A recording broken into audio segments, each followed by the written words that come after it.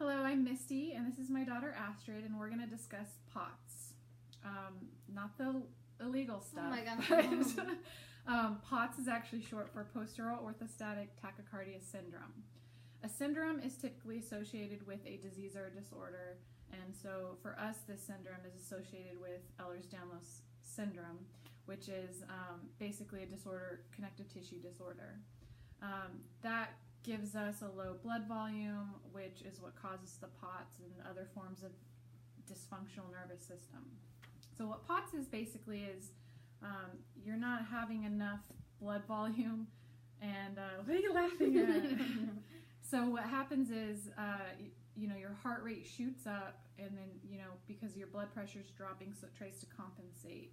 Symptoms of that can be nausea, headache, the feeling of anxiety while your heart's racing, brain fog. It comes with a lot of different symptoms and issues.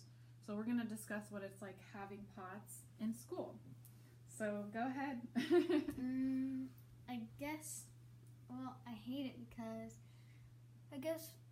to start off, when I'm playing in gym, because that's my first class of the day, which can be bad because we do track every Monday, which even though my teacher knows that I can walk because of what I have, but it's still hard when I walk because then when it's hot outside I still get dehydrated, and I bring my water outside, but sometimes it's better to have a lot of water before than after when you start not feeling well.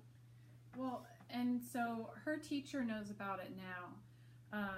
We've gotten the doctor's note and given it to the teacher, which is great, but beforehand, when her teacher didn't know about it and she was supposed to participate, she would get sent to the clinic usually because she wasn't feeling well. So how would you feel when you get sent to the clinic? I'd feel like throwing up, and I'd have a headache, stomach ache, and I just felt like I had to throw up. But even if I went to the bathroom to try or just wait for it to happen, it just never came. And so symptoms of having your blood pressure drop, typically, you can get nauseous, you can get dizzy. So these symptoms can be confusing because they are shown in so many different ways. For example, initially before we discovered that this is what was going on, we thought that she just had stomach issues and she was nauseous a lot. Maybe it was from something she ate. Also in the past, her dad thought maybe she was having anxiety attacks because she would be symptomatic and her heart was racing and she didn't feel well. So like I said, it can be really confusing because the symptoms are showcasing in these other ways. So, what would happen is she would go rest and she'd get fluids and she'd feel a little bit better and then get back to school. But you would say summertime is probably for sure the hardest, right? Yeah. Why don't you explain a little bit about, don't name any names, but in the previous year before we had notes to the teachers, what would happen with the teachers when you would need to get water? Well, especially at the end of the day when it's been a long day at school and I didn't drink enough water, yeah. Especially more towards the end of the year. Some teachers wouldn't let me get drinks of water, I'd be in the hallway to get water because my other teacher sent me. Then there's teachers in the hallway, make sure nobody's doing anything bad or anything, and then she would tell me to go back to class and not to drink water even though I was thirsty, or she'd tell me, because I was a safety patrol, she'd tell me that I have to go on duty and stuff. Yeah, so they wouldn't let her get water, which, you can, I guess, kind of understand that, a lot of kids are out in the hallway, they're not in class, or they're not doing what they need to be doing. They got to make sure everyone's where they need to be. So I understand trying to just have control over the situation, over the school, but not allowing any kid, even if they don't have health issues, to have water in Florida is not cool. But so that's why it's super important to have the school familiar with what's going on. Otherwise, there are times where I pick her up and she'd be nearly about to pass out and her heart would be crazy. So, what do you think is the best treatment for you whenever you're having one of those type of days? Just rest or water, because it's like an episode. It takes about, I guess, an hour or so, sometimes 2 hours for it to go away. So I'd like to go home and rest, but then I like being at school so I can get all my work done, so it's kind of hard. But the best to like try to resolve it, just drink a lot of water and eat like something. I like eating fruit when this happens, or just resting. Yeah. So keeping the school on board is super important. You know, they have IEP plans for students with learning disabilities. So another thing that you can also do is get an IEP plan for health issues as well. So that way everyone kind of is on the same page. And so with drinking lots of fluids, that comes with lots of bathroom breaks. So, you know, teachers do give students a hard time when they're taking lots of breaks because it's a distraction and they're leaving class. So it's super important just to be knowledgeable and also be aware that if your kid is having lots of stomach aches and you know, having a hard time concentrating or just not feeling well, or maybe, you know, feeling like that anxiety feeling and headaches as well, you know, to take their blood pressure and see what's going on, because I was pretty shocked when I saw what her blood pressure was when she was symptomatic.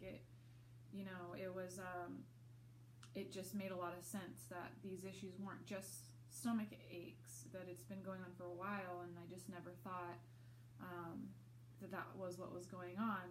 And another trick too, you know, I know we don't always want to go to the ER and spend the whole day there, be exposed to germs and all the money that is involved with that. Well, you can go to any fire department in your area, and they can run an EKG and check the heart rate and make sure everything's normal and make a suggestion. So, you know, if you are concerned or you want to, you know, see what the heart rate's doing and blood pressure and stuff without having to go to the ER, you can do that and make a quick little check. Or you can go to grocery store and do a blood pressure check there.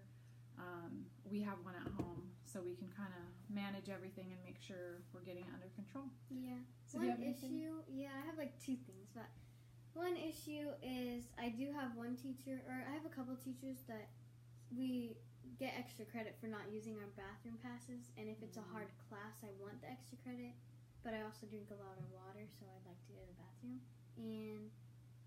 But I do have, one of my teachers gave me a pass so I can just show them, and then they let me go without having to sign out, which is good. And then at lunch, basically a lot of foods they have give me headaches. They don't have a lot of like healthy options, so. Yeah, and we try to bring lunches here and there too, but you know, it can be hard to pack lunches every day. So that is another thing too with the lunch choices at school. They're filled with a lot of preservatives, which definitely can be a trigger as well. Yeah. That's a good point. And one time just running, my heart rate was like 127 or 130, something like that, which is scary to think. Well, that's not too bad. That's not too bad when you're running. It's kind of normal. It's when you're doing that when you're like just sitting or resting. Yeah, that and trying to get it under control. Like getting up. Yeah, or when it stays there. Her problem is, you know, what will happen is with POTS, you'll be sitting down like we are now, and you know, say your heart rate is 74, like mine is right now, and then as soon as you stand up, what happens is your heart rate increases like 30 beats per minute or more, and then your blood pressure drops, so you kind of get a little bit dizzy. So when you're doing that, when you're constantly standing while your heart rate's doing that and you're not being able to rest at school, that's when you start really feeling those symptoms. And so it's not necessarily an everyday thing for her, fortunately. You know, she can have days where it's not so bad, it's super manageable, but when it's, you know, when she doesn't drink enough fluids, which happens easily, you know, because we have to drink a lot of fluids, really, not just the normal amount. It happened yesterday too. I got a headache. So, you know, just trying to keep on top of that, and a high salt diet to keep the blood pressure up, and the lots of fluids. So, yeah. Well, thank you.